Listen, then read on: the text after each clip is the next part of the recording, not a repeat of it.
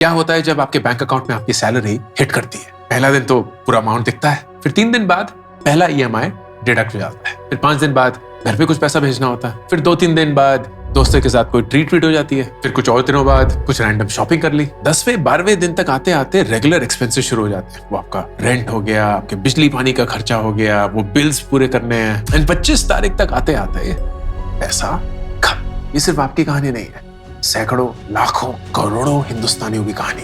Close to 62% Indians under 30 ये claim करते हैं कि 25 तारीख तक आते आते उनके पास पैसे बचते ही नहीं, क्योंकि हमारे पैसे को लेकर हमारी जिंदगी में ये 3 बहुत इंपॉर्टेंट सर्कल्स हैं। सर्कल नंबर 1 हमारा फैमिली सर्कल। वो ये फैमिली सर्कल है कि पेरेंट्स की तरफ कुछ कंट्रीब्यूट करना है, जो कि बहुत मीनिंगफुल है, लेकिन फिर पेरेंट्स की हेल्थ, कोई इमरजेंसी आ जाए वो भी हो जाता है।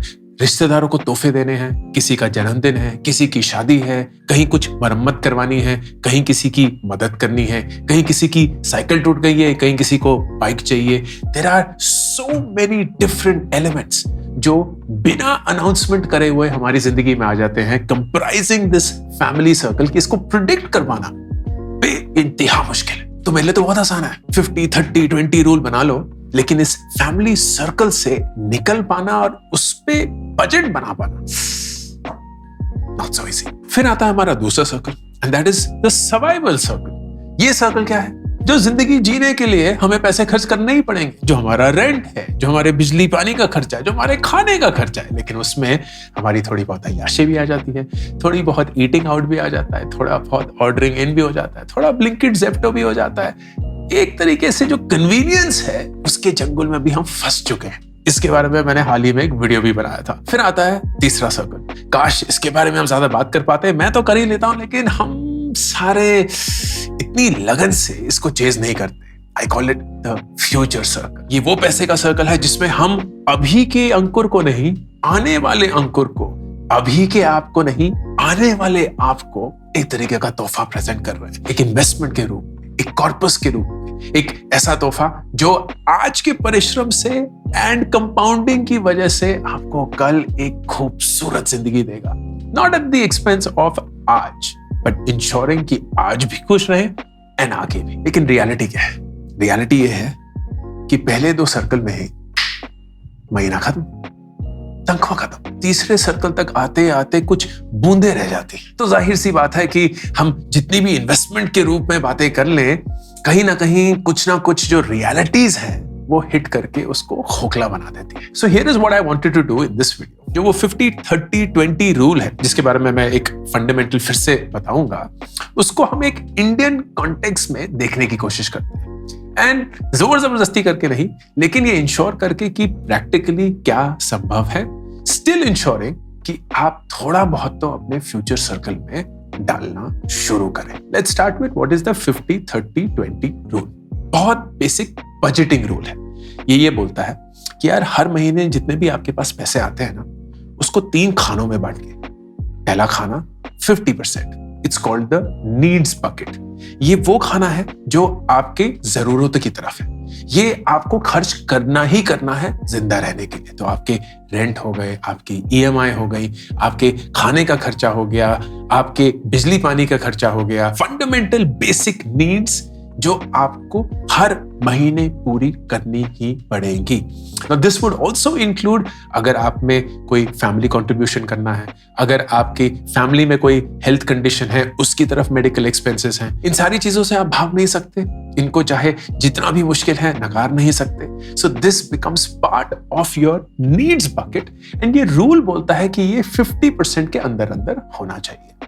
Then is the 30% bucket, और वो होता है आपकी इच्छाओं का बकेट, आपकी डिजायर्स, आपकी वांट्स का बकेट। तो आपको वो फोन चाहिए, बिल्कुल ले सकते हैं इस 30% के अंदर। आपको वेकेशन पे जाना है, बिल्कुल जाएंगे इस 30% के अंदर। आपको पार्टी करनी है, बाहर खाना खाना है, घर पे खाना बुलाना है, जो कुछ करना है इस 30% के अंदर। अब आप बोलेंगे यार 30% में तो फोन नहीं आता ना दोस्त, but that is where the budgeting and discipline comes in.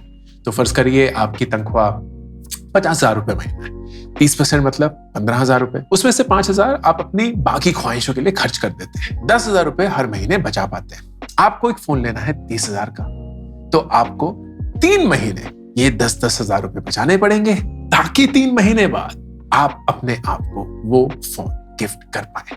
That is how you budget in a disciplined fashion. और फिर लास्ट का खाना, the 20% bucket is called the investment bucket, the future rewarding self bucket. ये आप use करते हैं invest करने के लिए।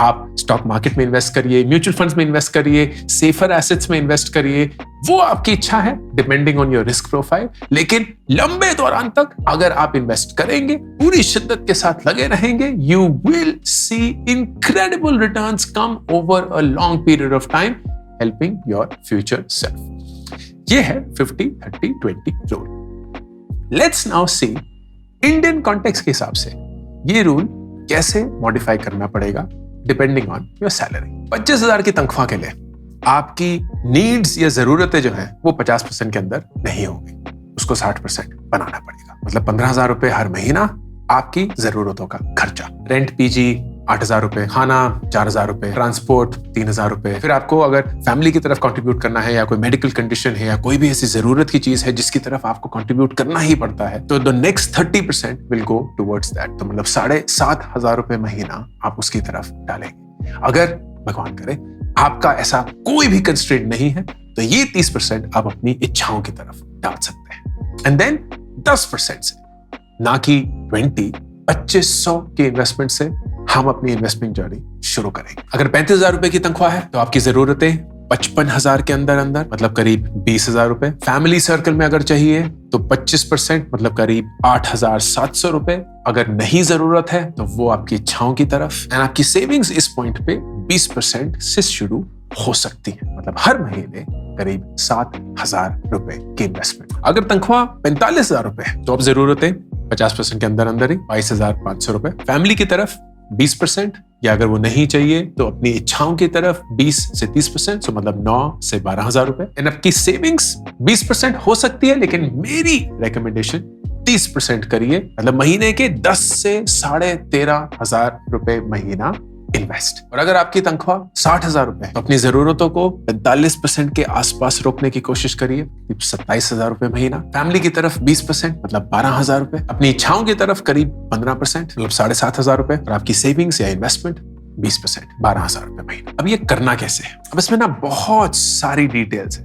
आप घर पे रहते हैं या घर से अलग रहते हैं, बड़े शहर में रहते हैं, छोटे शहर में रहते हैं, कितना ट्रैवल करते हैं, नहीं करते हैं, रिमोट काम है या फ्रॉम ऑफिस काम है, तो आई अंडरस्टैंड कि ये सारी चीजें कवर करना तो ऑलमोस्ट इम्पॉसिबल है और हर एक इंसान की जर्नी पर्सनल है। लेकिन इस 50-30-20 रूल को एक लक्ष्मण रेखा ना मानते हुए एक गाइडिंग लाइट की तरफ देखिएगा कि इसमें ही या इसके दायरे में रह के ही आपको अपनी जरूरतों को संभालना है, अपनी इच्छाओं को भी पूरा करना है। क्योंकि क्या ही फायदा कि आपके पास 50 साल की उम्र में 4 करोड़ रुपए हो लेकिन दांत ही ना हो, पैर ही ना हो, हाथ ही ना हो। भगवान करे कि 50 साल की उम्र में भी आप तेजी से भाग रहे हो, स्टिल इंश्योरिंग कि वो 20% आप इन्वेस्ट करेंगे जो कि आपके फ्यूचर को भी सिक्योर करेगा। So it's a very balanced approach. अब उसका जो मिक्स है that is your reality with the practical implication, जिसको आपको मद्देनजर रखते हुए ही इस बजट को अपनाना होगा। मेरे एक्सपीरियंस में सबसे बेस्ट अप्रोच इस बजट को अपनाने का होता है मोटिवेशन पे रिलाय नहीं करना। क्योंकि मोटिवेशन ना एक बहुत ही घटिया फ्रेंड है। वो ऐसा दोस्त है जब हमें उसकी वाकई में जरूरत होती है ना, कभी नहीं मिलता। आपको पिज्जा खाना है, मोटिवेशन ही मोटिवेशन। आपको नेटफ्लिक्स, यूट्यूब, इंस्टाग्राम देखना है, मोटिवेशन ही मोटिवेशन। आपको 15 मिनट और सोना है या 1 घंटा और सोना है, मोटिवेशन ही मोटिवेशन। लेकिन जैसे ही जिम जाना है, मोटिवेशन गायब। जैसे ही हेल्थ रूटीन को मेंटेन करना है, मोटिवेशन ही गायब। जैसे ही इन्वेस्टमेंट की रूटीन को स्टार्ट करना है, मोटिवेशन ही गायब। जैसे ही मेडिटेशन शुरू करनी है, मोटिवेशन ही गायब। मोटिवेशन सब घटिया काम करने के लिए एकदम तैयार है, लेकिन जैसे ही सही काम करने होते हैं, यार घर पे मम्मी बुला रही है। अब ऐसा दोस्त आपको जिंदगी में नहीं चाहिए, लेकिन हम तब भी मोटिवेशन के पीछे भागते रहते हैं। मोटिवेशन दोस्त का एक बहुत बढ़िया रिप्लेसमेंट होता है कंपल्शन। ऑप्शन ही नहीं है ना। मतलब अगर आप रात को जिम में ही सोओगे तो जब उठोगे तो जिम में ही उठोगे, तो कितने दिन वहीं से भाग जाओगे? Of course, it's taking it to an extreme, but it works if you don't give yourself an option. So here is what it means of creating no options in the finance world. आप जो भी आपकी salary account है उसके साथ 3 और account खोलिए, and these 3 will be subordinate accounts. तो उसी सैलरी अकाउंट में खोल सकते हैं, नहीं हो सकता है तो कोई और जीरो बैलेंस अकाउंट खोल लीजिए, विच will B 3 accounts in the same account. जैसे वो होता है ना, डिपेंडेंट अकाउंट्स बनते हैं, वैसे नहीं हो सकता तो 3 अलग अलग अकाउंट भी खोल दीजिए। It will be a one time hassle, but trust me, it will amount to a lot. एक अकाउंट होगा which will be your daily expenses account, एक अकाउंट होगा which will be your family या desires account, and एक account होगा आपका investment account. जैसे ही आपकी तनख्वाह आएगी, आप इन तीनों खानों में ऑटोमेटिकली पैसे भिजवा देंगे। So you will set up the standing instructions कि हर महीने इस तारीख को इतने पैसे एक अकाउंट, इतने पैसे एक अकाउंट, इतने पैसे एक अकाउंट में डाल दो।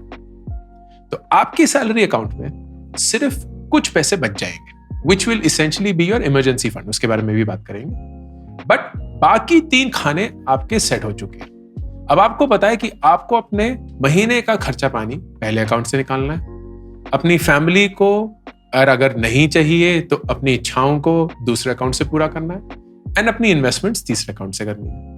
आप अपनी SIPs तीसरे अकाउंट से शुरू कर देंगे तो वो SIP भी आएगी, ऑटोमेटिकली निकल जाएगी। तो आपको ये भी नहीं सोचना यार इस महीने इन्वेस्ट करें नहीं करें, मार्केट डाउन है मार्केट अप है, वो सवाल ही नहीं है। आप पूरी शिद्दत के साथ हर महीने रेगुलरली इन्वेस्ट कर रहे हैं, मार्केट ऊपर हो नीचे हो, because that is the principle of disciplined investing over a long period of time. When you set up this structure ना, एक अलग लेवल ऑफ डिसिप्लिन आ जाता है।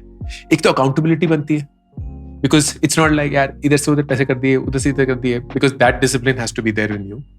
दूसरा, हमेशा एक मेजरेबल आउटकम होता है, पता है कि कितने पैसे रहे हैं, कितने पैसे खर्च हो रहे हैं, कितने पैसे बचे हैं, and you also know that there is no option। अब ये नहीं है कि यार आज ना थोड़ा ज्यादा पैसा खर्च कर लेते हैं, इस पे कर लीजिए, लेकिन it is not coming from some other bucket। ये नहीं है कि क्योंकि आपने एक दिन ज्यादा पार्टी कर ली तो इस महीने आप इन्वेस्ट नहीं करेंगे। That is not a conversation। वो डिसीजन ऑलरेडी मेड है at the start of the month कि हम कितना इन्वेस्ट कर रहे हैं, कितना जरूरतों पे एंड कितनी इच्छाओं पे। So the 3-way account system removes all need for motivation and brings in no choice. Let's quickly cover emergency fund वाला कॉन्सेप्ट। इमरजेंसी फंड बहुत बार बोल चुका हूं, बट फिर से दोहरा देता हूं। जो भी आपके खर्चे होते हैं महीने के जरूरत वाले, वो तो आपको खर्च करना ही है, उसका मल्टीप्लाइड बाय कुछ महीने आपके इमरजेंसी फंड में हमेशा होने चाहिए। आइडियली 6 महीने, बेस्ट होगा अगर 12 महीने है, लेकिन मिनिमम 3 महीने तो होने ही चाहिए। तो अगर आपके महीने की जरूरतों का खर्चा 25,000 रुपए है, एंड आपके पास किसी भी पॉइंट पे 75,000 रुपए होने चाहिए, एंड अगर नहीं है तो any emergency, anything at all could create havoc with your entire financials। क्योंकि लोन लेना पड़ सकता है, क्रेडिट कार्ड यूज करना पड़ सकता है, कहीं कुछ शॉर्ट टर्म लोन या कुछ रिस्की इन्वेस्टमेंट ऑप्शंस में थोड़ा सा एक्साइटमेंट में पैसा डाल के वहां से कहीं से पैसा आ जाए, वो सोच आ सकती है। Anything can happen when you are caught up in an emergency. दिमाग चलना बंद हो जाता है। I don't want you to do anything stupid जब आप ट्रबल में हो। तो ये इमरजेंसी फंड आपको हर महीने थोड़ा थोड़ा थोड़ा थोड़ा करके सेव करना है, and it will take anywhere between 6 months to 12 months, may be even more to get to that point. लेकिन आप उस सैलरी अकाउंट में से 3 खानों में जब पैसा भेजेंगे, जो भी थोड़ा बहुत बच गया, 5% बच गया, 10% बच गया, that is your emergency fund, जिसको आप छूते नहीं है। वो आपके बैंक अकाउंट में हमेशा पड़ा रहता है। That is simply money you forget about until you actually need it. That is the concept. Simple but very powerful and creates this sense of security. इसको अब दूसरे एक्सट्रीम पे भी नहीं ले जाना है। बहुत लोग इस सिक्योरिटी की वजह से इमरजेंसी फंड के नाम पे लाखों रुपए अपने बैंक अकाउंट में रखे रहते हैं। And I can't understand what they are thinking, क्योंकि वही पैसा अगर आप, ठीक है, आई डोंट से कि सब कुछ स्टॉक मार्केट में डाल दीजिए, because that is a nature of the risk that you are willing to take. लेकिन ये पैसा आप एफडी में तो डाल सकते हैं ना, ये पैसा आप एक डेट म्यूचुअल फंड में तो डाल सकते हैं, ये पैसा एक फिक्स्ड इनकम कोई भी एसेट हो उसमें तो डाल सकते हैं ना। Why would you keep it in a savings account जहां आपको barely 3-3.5% मिल रहा है, शायद उतना भी नहीं। क्यों? Please do not keep more money than you need in your bank and do not keep less money than you need in the bank. Keep just as much money you need in the bank, which according to me is between 6 to 12 months of your monthly need based expenses. और फिर जल्दी से cover करते हैं कि आपका investment approach क्या हो सकता है। जैसे कि मैंने बताया, रिस्क प्रोफाइल पे बहुत बहुत डिपेंडेंट होता है। आप अगर ज्यादा रिस्क नहीं लेना चाहते तो प्लीज मत लीजिए। अगर आप ज्यादा रिस्क लेने के लिए तैयार हैं तो शायद ज्यादा रिस्क ले सकते हैं। अगर आपकी कम उम्र है तो थोड़ा ज्यादा रिस्क लेना चाहिए। अगर आपकी ज्यादा उम्र है तो ज्यादा रिस्क नहीं लेना चाहिए। All of these are usually principles thrown out, लेकिन आपको पता है कि आपके लिए क्या सही है क्या नहीं। I'll give you a ballpark of how you could think about it. अगर आप स्टॉक मार्केट में इन्वेस्ट करना चाहते हैं, मेरी राय ये रहेगी कि स्टॉक्स मत पिक करिए if you are not an expert. अगर आपको नहीं पता है कि इंडिविजुअल स्टॉक्स कौन से हो सकते हैं तो प्लीज एक्सपर्ट बनने की कोशिश मत करिए या उसके साथ गैम्बल मत करिए। गो इंस्टेड फॉर म्यूचुअल फंड्स, क्योंकि म्यूचुअल फंड्स में एक म्यूचुअल फंड मैनेजर है जिनका काम ही है आपके लिए वो डिसीजन लेना कि कौन सा स्टॉक खरीदे, कौन सा बेचे, कितना खरीदें, कितना बेचें वगैरह। And they will do that for a fee. So all you have to do is simply buy into a mutual fund, let's say through an SIP, and mutual fund manager आपके लिए सारे अप्स एंड डाउन्स करता रहेगा। आप वो return over a period of time कमाते रहेंगे। कितने पैसे कमा सकते हैं देखते हैं। एसआईपी कैलकुलेटर है, ग्रो के साथ है, नॉट अ प्रमोटेड पोस्ट।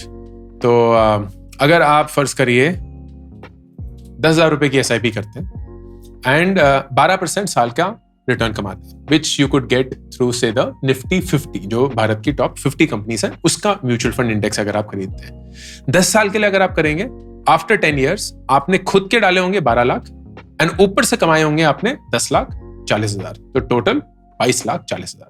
अब ये देखिए गेम कितनी अलग हो जाती है अगर आप इसी चीज को 20 साल कर देते हैं। आपने खुद के डाले होंगे 24 लाख, लेकिन उसके ऊपर आपने कमाए होंगे 68 लाख रुपीस, तो मतलब टोटल आपके पास करीब 92 लाख रुपीस होंगे। यही चीज अगर आप 30 साल तक करते हैं तो खुद के डाले सिर्फ 36 लाख, ऊपर से कमाए हैं करीब 2,70,00,000 रुपए एंड टोटल आपके पास 3,08,00,000 रुपए होंगे। ये 10,000 रुपए से। अगर यही चीज 10,000 रुपए आप 15% पे डालते, एंड दिस इज से मिड कैप या कोई फ्लेक्सी कैप म्यूचुअल फंड हो गया, तो वही 30 साल में वही 36 लाख के साथ आप 5,60,00,000 रुपए के आसपास होते। एंड यही चीज अगर आप स्मॉल कैप में डालेंगे जो ऑन एन एवरेज 18% देता है, but only over a long period of time, ये बहुत रिस्की है। तो जैसे जैसे रिटर्न बढ़ रहा है आप ये बेवकूफी मत करिएगा, अरे सारा पैसा इसी में डाल दो, because of course there is a reason कि वो ज्यादा रिटर्न देता है, because it is also very volatile. जितनी तेजी से ऊपर जाता है उतनी तेजी से नीचे भी आता है, जैसे कि अभी चल रहा है मार्केट में। वही 36 लाख रुपए 30 साल के दौरान आपको 10,40,00,000 रुपए दे सकते हैं। So the right approach is not कि सब कुछ निफ्टी 50 में डाल दो या सब कुछ स्मॉल कैप में डाल दो। The right approach is to have a balance और a portfolio. In my suggestion, around 30 to 40% large cap या निफ्टी 50, अराउंड 30% मिड कैप या flexi cap, and another 30 to 40% small cap. ये है if you are in your 20s. If you are in your 30s, then I would say around 40 to 50% large cap, 30% mid cap, 20% small cap. If you are in your 40s, 60% large cap, 30% mid cap, 10% small cap. अगर आप 50 and beyond है तो nearly 80% large cap, 20% flexi या mid cap, कोई small cap नहीं। too risky at that age for someone like you. This is by and large, without any understanding of your personal context, would be the guidance according to age. Last चीज है before I go, and this is perhaps the most important. ये सारी investments फिजूल हैं अगर आप एक investment नहीं करते, क्योंकि ये सारी इन्वेस्टमेंट्स उस एक इन्वेस्टमेंट पे निर्भर करती है, और वो है आपकी खुद में इन्वेस्टमेंट। अगर आप खुद की पढ़ाई में, खुद की लर्निंग में, खुद के नॉलेज में, खुद की कॉन्फिडेंस पे, खुद के कम्युनिकेशन पे, खुद की अंडरस्टैंडिंग में इन्वेस्ट नहीं कर रहे, then you are not going to see your income grow, you're not going to see your investment amount grow, you're not going to see your corpus grow, and you're not going to then get out of that struggle जो आप अभी experience कर रहे हैं। The surest way to grow your investments is to grow yourself. इस पे मैंने एक वीडियो भी बनाया था। वो वीडियो था कि करीब 20 साल पहले या 25 साल पहले मैंने जब कमाना शुरू किया, ट्यूशन पढ़ाता था मैं, तो मैं 9 रुपए घंटा कमाता था। This was the back calculated cost of my hour, क्योंकि मैं कितने घंटों के लिए पढ़ाता था, कितने पैसे उस समय पे कमाता था, तो उस समय के 9 रुपए घंटा मैं कमाता था। आज मैं करीब 2 लाख रुपए घंटा कमाता हूं। This is all of my income spread out divided by the number of hours that I approximately work. अगर आप इसका एनुअल ग्रोथ रेट कैलकुलेट करेंगे, इट विल कम टू 48%। मतलब 25 साल से मेरा पर घंटे का रेट 48% साल दर साल बढ़ता आ रहा है। कोई ऐसी इन्वेस्टमेंट नहीं है जो मैंने आज तक करी हो जिसने मुझे यह रिटर्न दिया। कोई ऐसी इन्वेस्टमेंट नहीं, फाइनेंशियल कोई भी नहीं, कोई स्टॉक मार्केट नहीं, कोई प्राइवेट स्टार्टअप नहीं, कोई नहीं। इट हैज बीन मैं खुद। So I am actually my best returning asset, my best most amazing growth asset. And how did this happen? Because मैं अपने ऊपर इन्वेस्ट करता रहा थ्रू मल्टीपल वेज। यूएस गया पढ़ने के लिए, वहां भी एज अ स्टूडेंट कमा रहा था, but gave that up, came back to India. फिर 1 साल कमाना शुरू किया, ठीक ठाक कमाना शुरू किया, लेकिन फिर बड़ा सा एक 15 लाख रुपए का लोन लेके एक एमबीए के लिए चला गया। फिर उसके बाद बेइंतहा पैसा मिलना शुरू हो गया, बहुत अच्छे से 3 साल कमाया। फिर वो सब कुछ छोड़ छाड़ के स्टार्टअप शुरू किया, वापस सैलरी कम हो गई। फिर 2 साल धीरे धीरे बढ़ा, फिर से सैलरी कम हो गई। फिर 2 साल और फाइट मारी, फिर ग्रुप ऑन में बहुत पागलों जैसे सैलरी मिलनी शुरू हुई। फिर 2 साल बाद वो छोड़ दिया, नियर बाय शुरू किया, फिर से सैलरी कम। 2 साल बाद और पे कट लिए क्योंकि पैसे खत्म हो गए थे। फिर धीरे धीरे कंटेंट शुरू किया, उसमें भी 0 से शुरू किया, धीरे धीरे फिर वो बढ़ाया।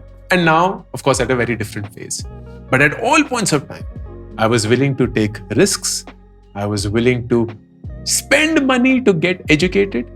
I was willing to learn new things that I had no idea about, and I was willing to become a student and come across as stupid and dumb in front of people because I was like, मुझे सीखना है, मुझे बस सीखना है। And वो जज्बा अगर आप में है, then you will make the best investment that you can.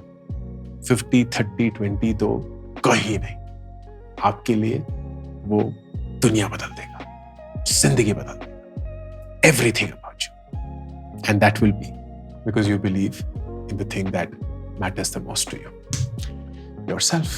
Overall, I wanted to give you a sense of why, despite everything that is going on in your life, you have to make a commitment to invest in yourself and thus in your future.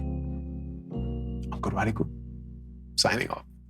Career को लेके मेरी चौथी किताब एक बहुत ही simple, बहुत ही relatable, बहुत ही practical जरिए से लिखी गई है।